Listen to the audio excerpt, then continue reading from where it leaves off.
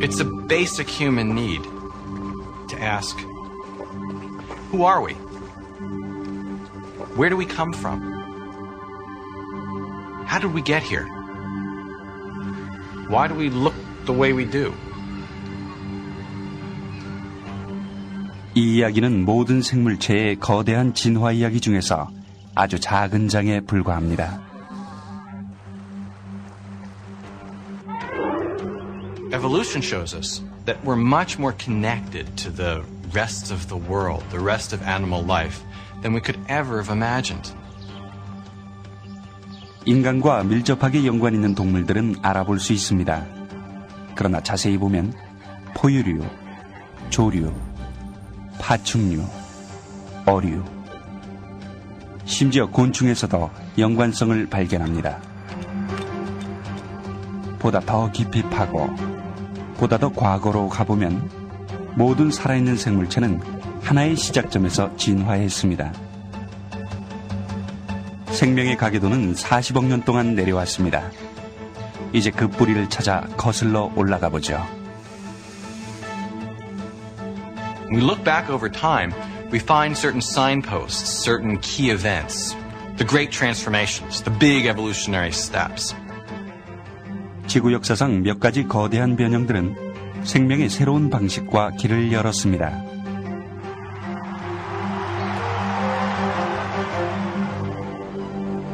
(5천만 년) 전 육지 포유류는 바다 동물로 진화했습니다. 그보다 더 오래전에는 물고기가 땅으로 옮겨갔습니다. 동물이 생성되던 시기에 초기 모습이 발견됐습니다. 이런 이야기들은 생명 이야기의 여러 장들이자 우리의 이야기입니다. And part of the fun of studying this is understanding each different chapter.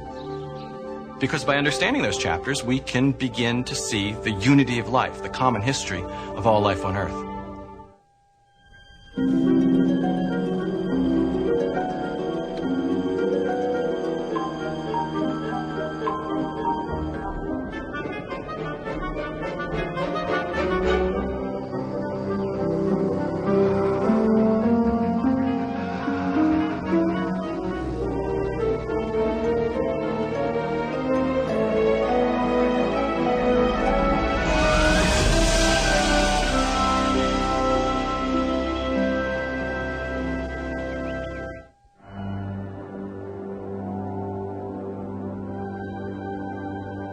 인간 문명은 수천 년 전에 시작됐습니다.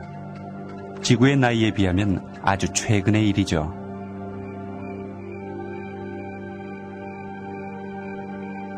The Earth is really old. If you take the entire history of the Earth from 4.6 billion years ago to the present and sort of call that an hour, the first 50 minutes are largely spent in a world of microbes, single-celled organisms. Animal life appeared in the last 10 minutes of that hour. All of human history, our civilization, our evolution, happened in the last 100th of a second of that hour. 인간은 막바지에 가서야 파티에 합류했습니다. 그러나 인간 역시 지구상의 모든 생명이 받았던 영향을 받으며 형성되었습니다. 인간의 모습을 이해하기 위해선 인간의 기원 전으로 돌아가 다른 생물체가 어떻게 진화해 왔는지 살펴봐야 합니다. 고래는 지구상에서 가장 큰 동물이죠. 인간처럼 고래와 돌고래도 비교적 최근에 지금의 모습을 하게 되었습니다. 오랫동안 이 바다 포유류의 기원은 과학으로 풀 수 없는 미스터리였습니다. Whales are so different from every other kind of mammal that we can't easily relate them to anything else, and so they're off by themselves as a branch of mammal evolution. 포유류가 지구상에 처음 나타난 것은 약 2억 년 전 육지에서의 일이죠. 포유류는 온혈동물이며 폐로 숨을 쉽니다. 육지 생활에 적합한 형태였죠.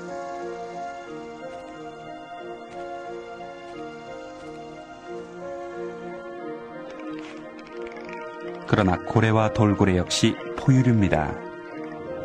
They're mammals that live in the water. But we know that mammals evolved on land. So it's a real puzzle how whales originally evolved.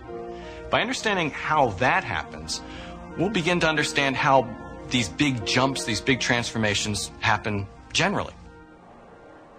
People are interested in whales, and I can understand.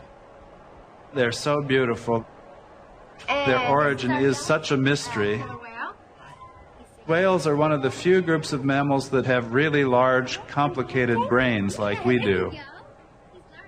And so in a sense, there are alter egos living in the sea while we live on land, dominating the sea while we dominate land. And I think for that reason, we're very interested in what goes on there, how they got there, as a reflection of our own history through geological time. 30년 전 필 깅그리치가 연구를 시작할 당시는 고래에 대해 아는 게 전혀 없었습니다. 그는 지질학에 끌렸습니다. 책상에 앉아 일하는 체질이 아니었죠. I think I was interested in geology because it was a science outdoors. And in geology, I became interested in paleontology because it was about life and the history of life. 원시 육지 포유류에 흥미가 있었던 깅그리치는 파키스탄에 살다시피 했습니다. 그곳에서 그는 고생물 학자들이 찾고자 했던 뭔가를 발굴했죠. 거대한 진화 이야기의 한 장을 다시 쓰게 한 것은 어느 한 화석이었습니다. I found the back of a skull that I couldn't identify. It had a very good, well-preserved ear region, and that offered the clue to what it was. 모양은 친숙했지만 깅그리치가 이전에 한 번도 본 적이 없는 것이었습니다. This is the original specimen. It's the one we found in about 1978. There are several things that strike you. One is it's very similar in size and shape to the back of a skull of a wolf. 이 두개골은 뭔가 이상했습니다. 밑바닥에 호두 크기의 융기부가 있었습니다. If this wasn't here, I would think that this was an archaic carnivorous mammal, what we call a creodont. But it is here.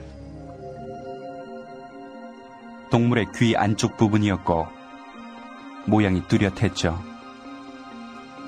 오늘날 그런 모양을 하고 있는 유일한 동물은 고래입니다. 왜 늑대를 닮은 동물의 두개골에 고래의 귀가 있었을까요?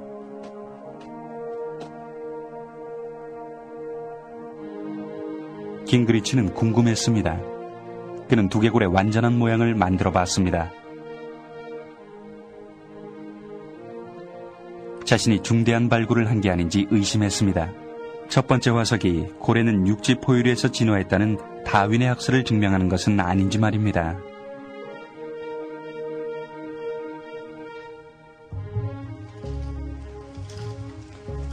확실히 알기 위해 깅그리치는 변형의 각 단계를 보여줄 더 많은 화석이 필요했습니다.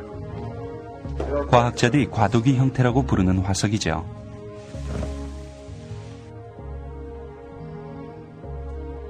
I want to line them all up. I want anyone to be able to see it and believe it because they've seen it.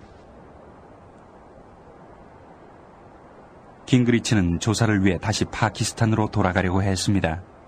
그러나 전쟁이 발발해 국경이 봉쇄됐습니다. 실망한 깅그리치는 다른 곳을 둘러보기로 결심했죠. 뜻밖의 장소에서 고래 유골이 발견된다는 이야기를 들은 적이 있었기 때문입니다. 그는 혼자 힘으로 조사해보기로 했습니다. 사하라 사막은 지구상에서 가장 건조한 곳이죠. 그러나 4천만 년 전에는 완전히 달랐습니다.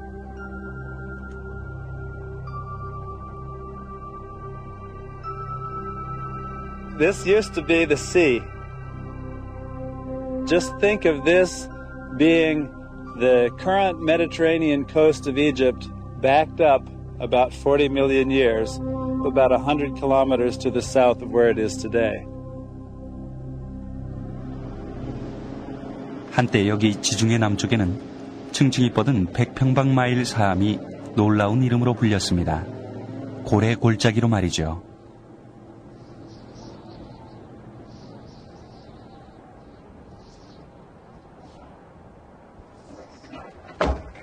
잘 어울리는 이름이죠.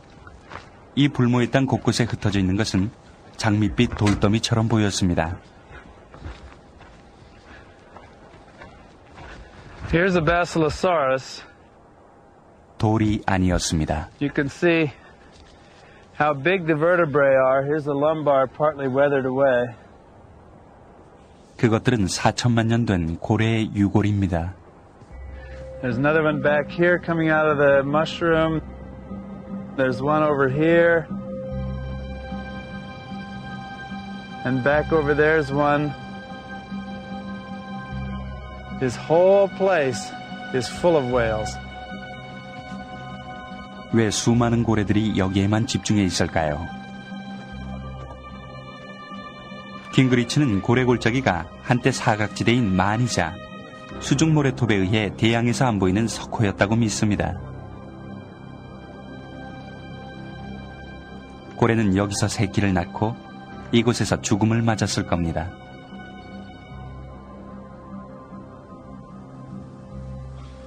발밑에 수백 개의 고래뼈가 널려 있지만 깅그리치는 실망했습니다. 거의 모든 고래 유골들이 바실로사우루스로 알려졌듯이 4천만 년 전에 살았던 동물이죠.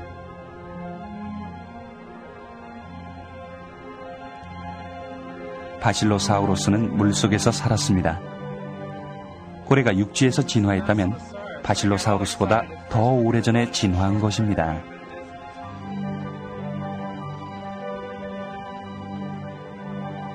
그래서 깅그리치는 뼈들이 관심을 끌지 못할 거라고 생각했습니다. 그러나 잘못된 생각일 수도 있었죠. 발굴 작업 며칠 후에 그는 두 번째 놀라운 발견을 합니다. 바실로사우루스는 현대 고래에겐 없는 뭔가를 갖고 있었기 때문이죠. For the first time, we've got whales that have legs. 뼈들은 작았지만 의심의 여지가 없었습니다. 골반, 다리뼈, 그리고 종지뼈, 심지어 발가락까지 이 고래는 완벽한 다리뼈를 갖추고 있었습니다.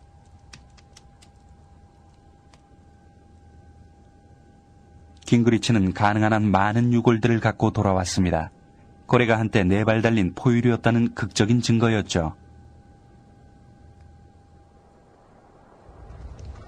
깅그리치의 발굴 이후 그와 동료들은 이 환상적인 이야기를 보다 풍부하게 만들었습니다.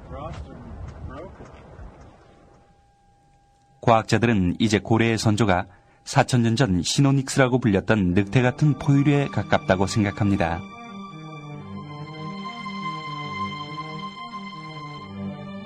시노닉스는 해안에서 사냥하며 살았던 포식동물이었습니다. 아마도 그 후손들은 먹거리가 풍부하고 생존 경쟁도 피할 수 있는 물을 찾았을 겁니다. 수백만 년에 걸쳐 앞다리는 지느러미가 되었고 뒷다리는 사라졌습니다. 털이 없어졌고 유선형에 가까운 몸을 갖게 됐습니다.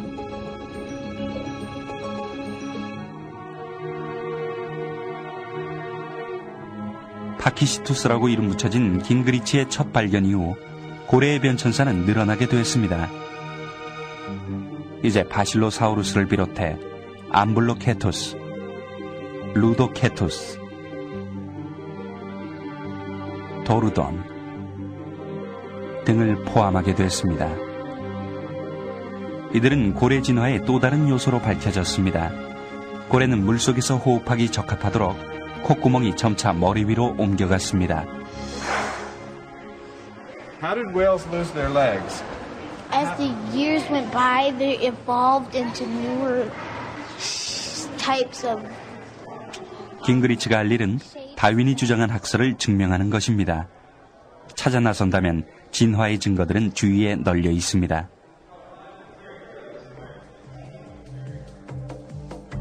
뼈가 고래 진화의 유일한 증거는 아니죠. 고래의 조상은 고래가 움직이는 방식 속에서도 나타납니다. 프랭크 피쉬는 수중 포유류들의 영법을 연구합니다. 고래가 물속에서 움직이는 방식을 통해 고래 진화의 증거를 찾고 있습니다.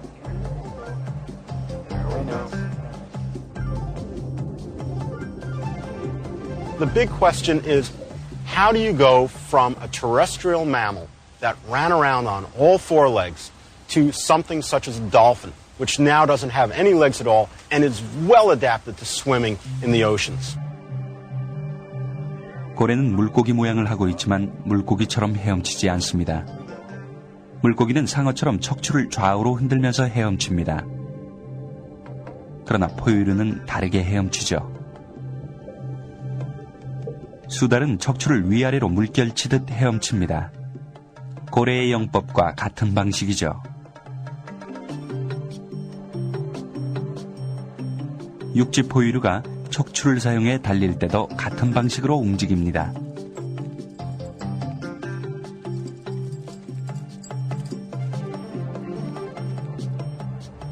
고래는 대대로 내려온 움직임의 방식을 물속에서도 받아들였습니다.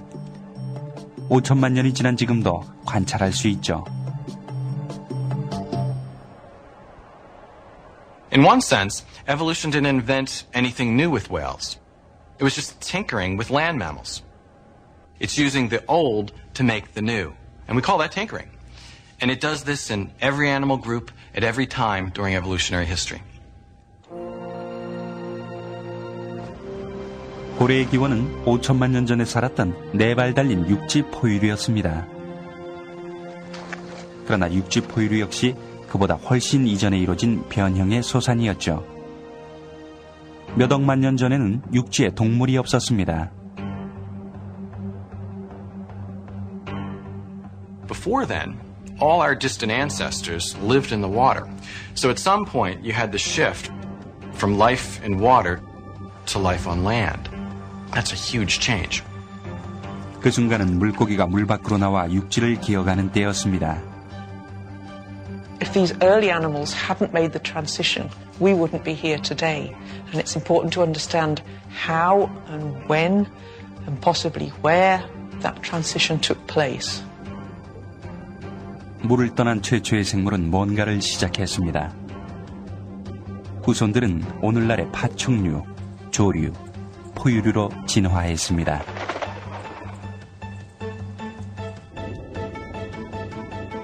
이 생물들의 공통된 기원은 여전히 그 몸 안에 남아있죠.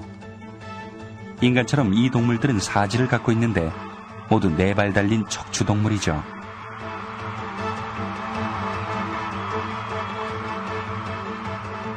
What that means is that all these different creatures are descended from a common ancestor which had something very similar or akin to limbs.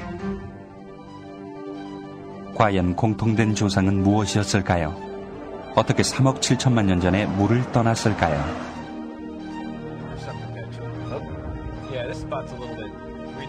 고생물학자 네일 슈빈과 테드 데슐러가 해답을 찾으려 애썼던 질문입니다. 이들은 센트럴 펜실베니아에 있는 절벽이 어떤 실마리를 제공할 거라고 생각했습니다.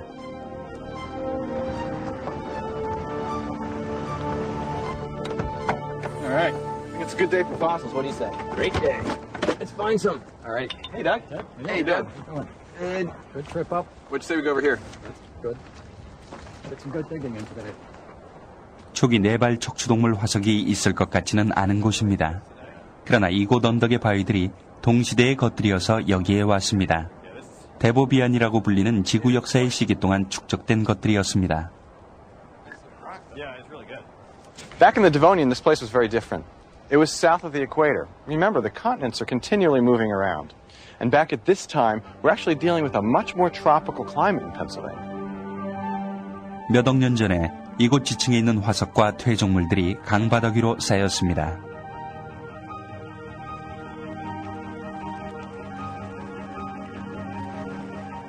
What we have here is a snapshot of life in a stream about 370 million years ago. These are fossilized, broken fossils of scales, of teeth.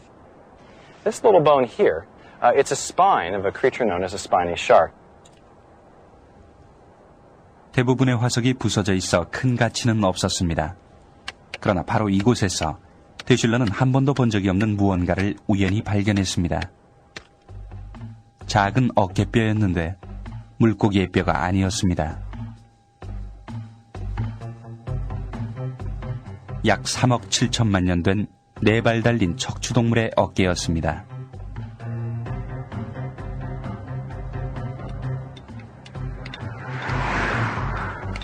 쉬빈과 데슐러는 최초의 생명 중에 하나인 4발 달린 생물의 유골을 발견했습니다. It was the first evidence of these early tetrapods from all of North America. That made it very exciting. 깜짝 놀랄 것이 더 있었습니다. 이 4발 척추동물은 강바닥에서 발견됐고 따라서 물속에서 살았습니다. And it's a very surprising discovery. It's not something we necessarily would have predicted.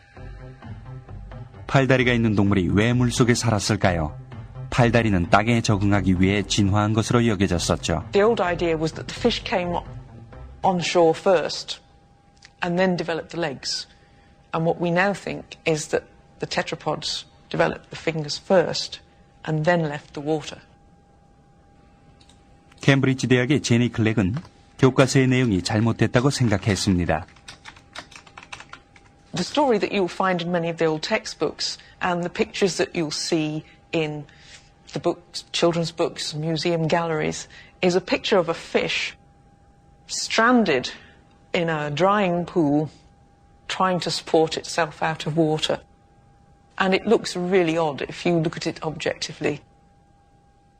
클렉은 납득할 만한 설명이 필요했습니다. 문제는 장소였죠.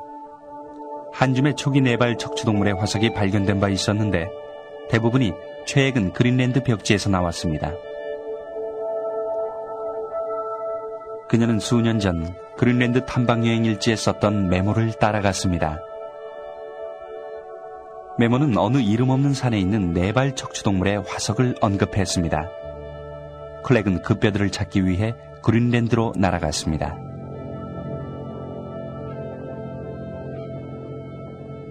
Eventually we found the spot 800 meters up on the hillside. 클렉은 4톤의 돌을 갖고 돌아왔습니다. 그 후 4년 동안 드릴과 시간을 보냈습니다. 결국 그녀는 가장 완벽한 초기 4발 척추동물의 유골을 찾아냈습니다. 교과서는 영원히 바뀌게 됐죠. One of the first things that we found was this forelimb. 동물의 사지 끝에는 틀림없는 뼈들이 배열되어 있었습니다. 그것은 손이었습니다. This is a life reconstruction. The artist is using imagination on the color scheme and on the eyes. But we think this is as accurate as you can get. 아켄스테거라고 이름 붙인 이 생물은 물속에서 생활한 것이 분명합니다. 물고기 같은 꼬리를 가졌고 물속에서 숨 쉴 수 있는 아가미가 있었습니다. 그러나 팔의 끝부분은 노 모양을 하고 있었는데 땅 위에서는 최초의 손이었을 겁니다. This was a swimming creature. We don't know whether it could ever have come out on the land, but it certainly wouldn't have walked in the conventional sense. Basically, it's a fish with fingers. 클렉의 발견은 과학 분야의 비약적인 진보입니다. 물속에 팔과 다리를 가진 물고기가 있었다는 게 증명됐습니다. 4발 척추동물이 땅 위로 나온 뒤 사지는 자랄 필요가 없었습니다. 사지는 이미 진화했고 물 밖에서 생존하는 데 도움이 됐습니다.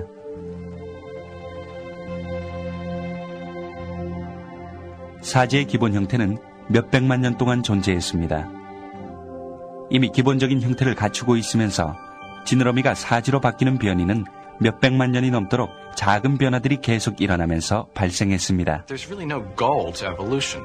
Evolution wasn't trying to make limbs. It wasn't trying to push our distant ancestors out of the water. What was happening was a series of experiments. 맑은 물이 모이는 강줄기는 4발 척추동물이 최초로 진화한 곳이죠. 생존 경쟁이 치열했던 곳입니다. These small streams were like an engine or a crucible of evolutionary change. 어류는 모든 종류의 생존 전략을 실험했습니다. 어떤 것들은 포식자가 됐습니다. 이 입을 가진 동물은 12개의 긴 발을 가진 맹수였습니다. 이빨은 대문만한 크기였습니다. 보다 작은 물고기에겐 갑옷 같은 정교한 방어책이 발전했습니다. 다른 것들은 날카로운 이 대못 같은 무기를 갖고 있었죠. 무기는 목 뒤로 돌출해 있었습니다.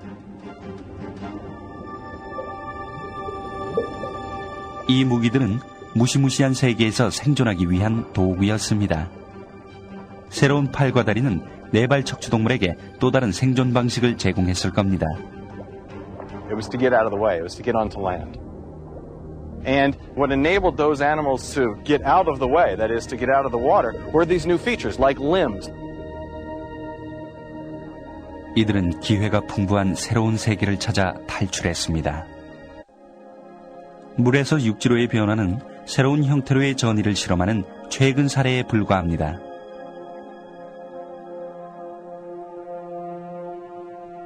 가장 중요한 사건인 초기 폭발은 5억 년 전에 일어났을 겁니다.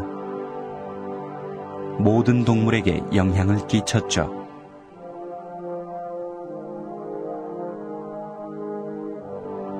Evolution tinkered with fish to make limbs.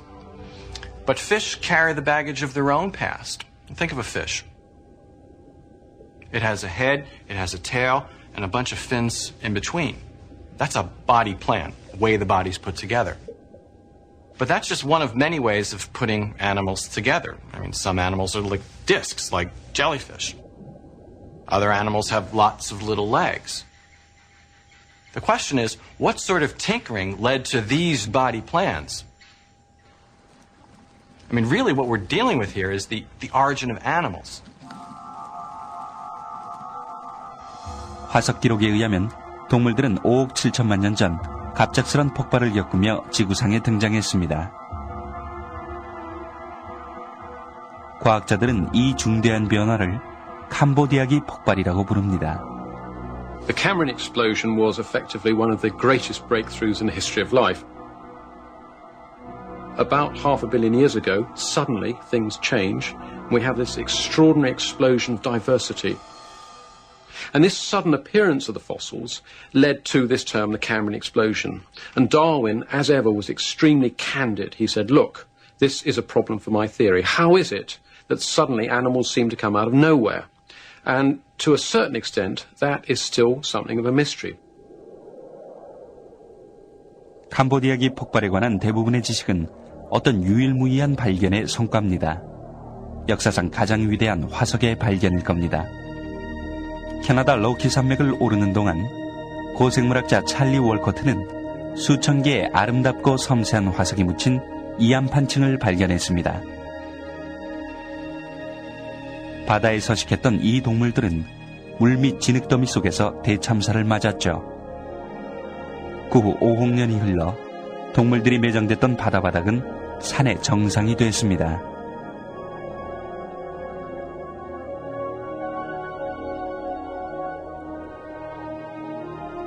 월코트는 6만 개가 넘는 화석을 옮겨왔고 이 지역을 버게스 이암판층이라 이름 붙였습니다. 시먼 컨웨이 모리스는 30년 넘게 화석을 연구해왔죠. It's almost as if you've gone to another planet, you've been given a fishing boat and a net, and you've been allowed to throw that net over into the deep ocean, and you had no idea what was going to come up. 버게스 이암판층의 일부 생물은 친숙한 것이었습니다. And here we've got one of the trilobites. We see the delicate soft parts also preserved. 삼엽충은 멸종된 절지동물인데 바깥으로 뼈대가 있는 생물입니다. 오늘날의 개와 바닷가재, 곤충과 거미 등이 절지동물로 삼엽충의 후손이죠. 다른 버게스 이암판층 동물들은 기괴하고 외계인처럼 생겼는데 눈이 5개나 있고 들쑥날쑥하는 동물들이었습니다. 어떤 것은 등 위로 날카로운 가시가 돌출해 있죠. 어떤 것은 입 주위에 둥근 모양의 갈퀴가 있었습니다. 외계인처럼 생긴 이 생물들은 놀랍게도 익숙한 것들이었습니다. 지금 살아있는 동물들처럼 머리와 꼬리, 특이한 부위들을 갖추고 특수한 기능을 수행할 수 있도록 몸이 분절되어 있었습니다. 모든 기본적인 몸의 계획을 자연스럽게 발견한 것이죠. 지난 5억 년 동안 살아있는 모든 동물들은 이 최초의 형태로부터 비롯된 것입니다.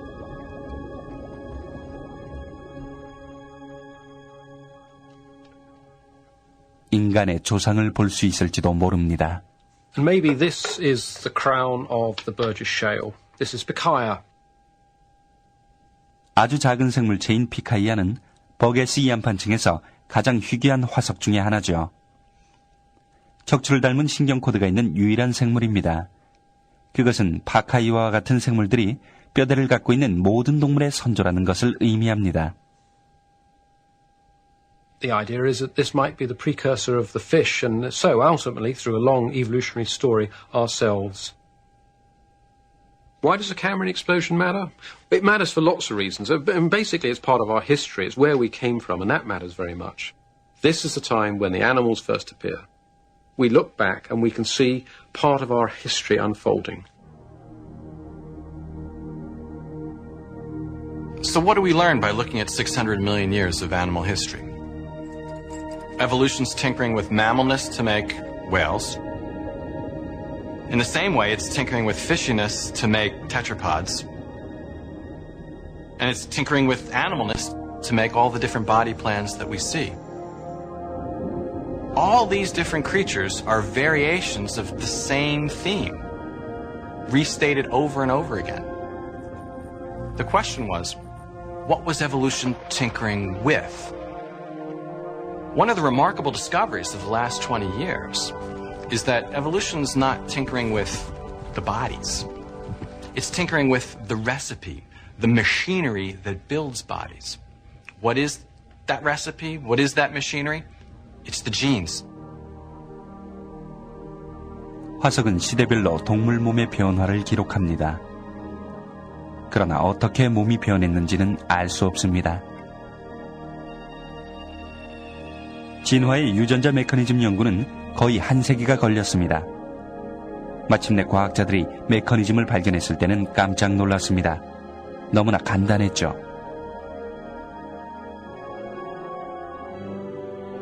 (1940년대에) 과학자들은 배아가 자라면서 복사열과 독을 지니게 되는 발육상의 청사진을 통해 파리가 어떻게 분열을 하는지 연구했습니다.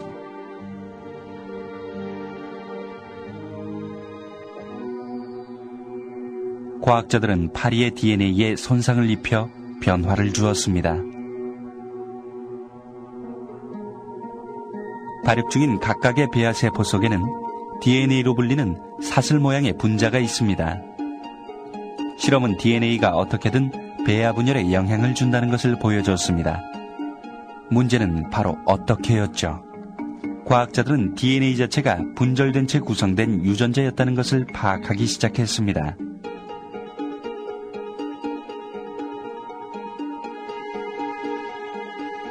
문제는 유전자가 어떻게 몸을 형성하는가였죠. 칼테크 대학의 연구원 에드 루이스 박사는 수천 마리의 파리들을 교배해가며 이 문제를 연구했습니다. 루이스의 연구는 파격적인 가설을 제시했습니다.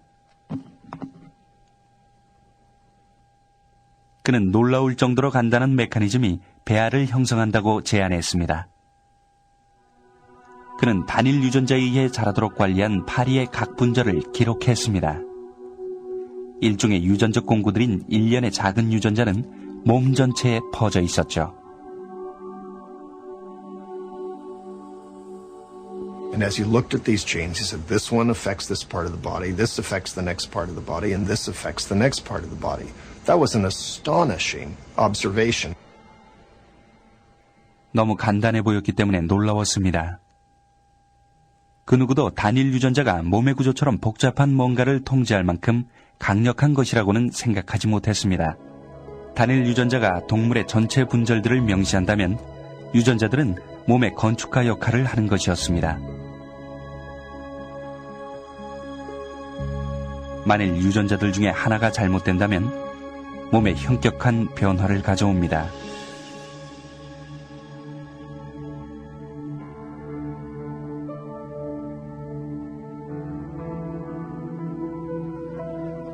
여전히 의문은 남아 있습니다. 연구가 파리로만 진행됐기 때문에 다른 동물도 똑같은 메커니즘이 적용되는지가 의문이었습니다.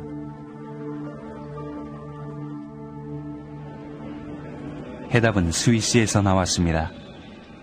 1994년 바슬 대학의 월터 게링은 파리눈의 성장을 추인했던 유전자를 분리시켰습니다. 유전자의 이름은 아이리스였습니다. 이 유전자가 없는 파리는 눈이 없이 성장했기 때문이었죠. 게링은 똑같은 방식으로 쥐의 유전자를 실험해 본 적이 있습니다. 게링은 두 유전자가 똑같은 것인지 궁금했습니다. And this question we tested by taking the mouse gene and putting it into fruit flies to see whether flies can understand the message of the mouse. 게링은 눈에서 파리 유전자를 제거하고 쥐의 유전자를 주입했습니다. And to everybody's surprise, the mouse gene works perfectly well and can induce a compound eye in the fruit fly. 파리는 쥐 유전자를 주입한 평범한 파리로 자랐습니다. 두 생물이 똑같은 메커니즘을 사용한 것은 아니지만 똑같은 유전자를 사용했습니다. 머리에서 싹 트는 여분의 날개와 다리, 그리고 베이트슨 변형동물 이면에는 메커니즘이 있었습니다.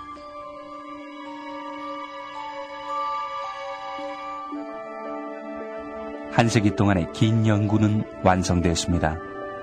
몸을 진화시키는 유전적 원동력은 아주 작은 한 줌의 강력한 유전자들로 판명됐습니다. So what this means is in some ways, some sense, evolution is a simpler process than we first thought.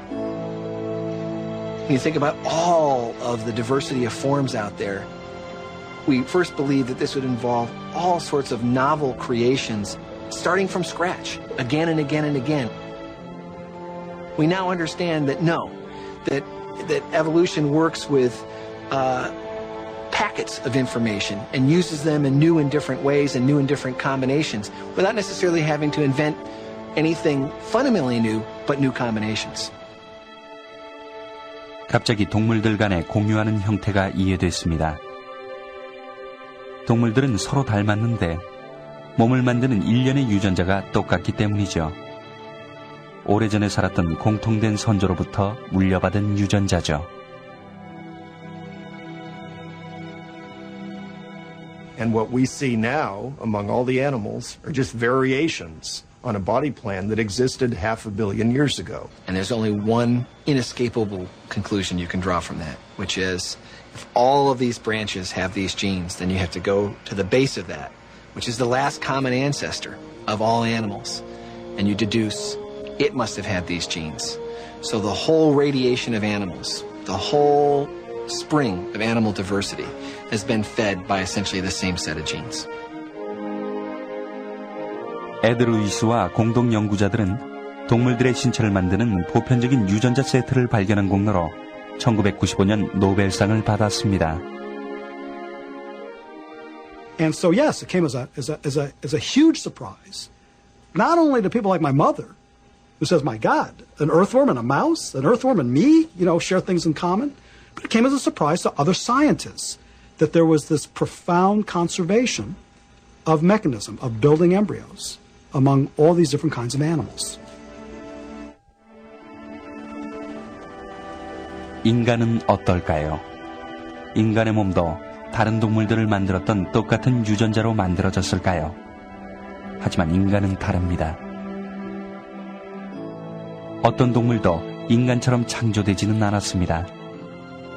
인간은 아주 특별하며 진화에서 예외라는 점을 쉽게 생각할 수 있습니다. 물론 인간도 예외는 아니죠.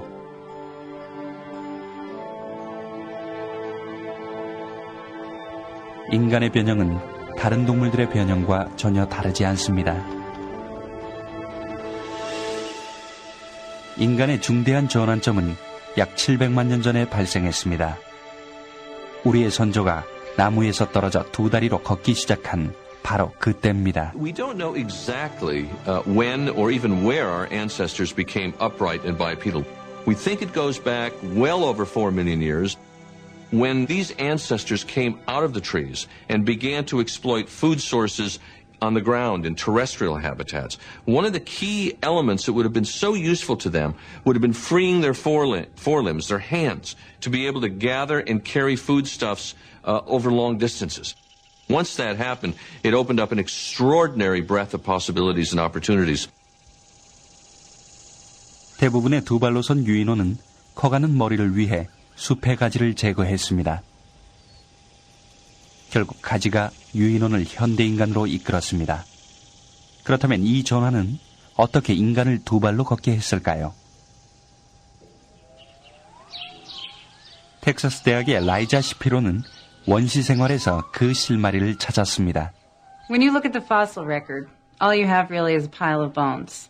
It's a non-moving entity. There's not much you can know about it unless you look for living analogs. So if you look at living animals, you've got the bones, but you can also look at how they're moving.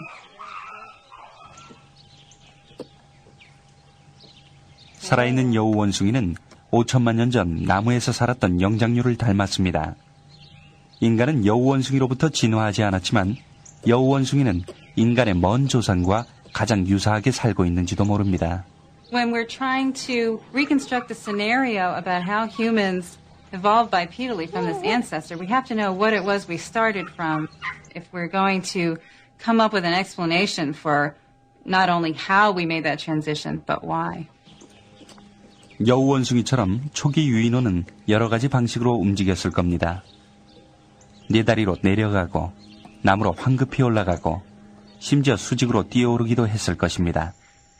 움직이는 스타일이 한 가지에 국한되지 않았고 이런 점은 수많은 진화의 실험을 위한 시작점이 될 수 있었습니다.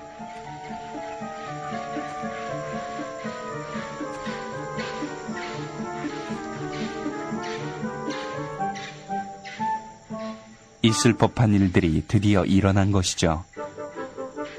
인간은 선조와 유사한 여우 원숭이로부터 진화한 유일한 동물은 아닙니다. 오늘날의 유인원 대부분이 마찬가지로 인간과 가장 가까운 살아있는 동물은 침팬지입니다. 침팬지와 인간은 최근의 조상이 같습니다. 인간 DNA가 침팬지의 DNA와 거의 동일하고 인간의 골격과 같은 방식으로 배열되어 있기 때문이죠.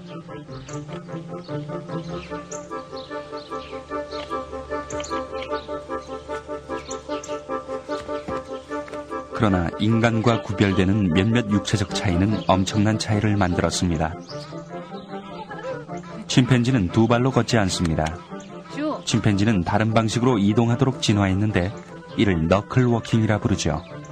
Knuckle walking is a very specialized adaptation that we see among chimps and gorillas today. It's an adaptation to walking on the ground. 너클워킹은 두 다리로 걷는 것만큼 적절하고 또 진화적인 실험이었습니다. 그러나 인간의 지능에 영향을 주었을지도 모르는 인간의 걷는 스타일과의 차이는 인간 골격과의 미세한 차이에서도 나타납니다. Here are two skeletons of modern primates. This skeleton I'm sure you all recognize because it's a skeleton like yours and mine. This is a modern human. But the smaller skeleton is one of our closest living relatives, the chimpanzee. We began walking on two legs, and that made a whole series of modifications in the skeleton.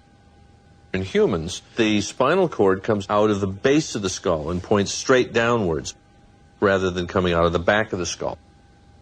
The pelvis is shaped very differently. A chimpanzee has a long, narrow pelvis. Ours is short and squat. We walk with our knees close together. Chimpanzees walk with their knees wide apart. These are minor differences. These are the sorts of tinkering that evolution did to change us into a modern biped. 인간의 조상이 직립하지 못했다면 어땠을까요? 인간으로 되는 과정 중에 어떤 다른 전환점이 있었을까요? One of the great misconceptions that most people have is that once our ancestors stood up, it was almost inevitable that we would be here today, that the egocentric species, Homo sapiens, would evolve in this manner. But what we see is that evolution has worked the same way with us as it has with every single organism on this planet. We're here through a series of chance coincidences, specific adaptations, chosen opportunities. So I think that when we look at our own origins, we see that it is extraordinary that humans are here to look back and ponder their past. Does that mean we are not unique in many ways? Of course not. We're the ones telling this story. And that's very important. That evolution, that life has gotten to the point where it can tell this story.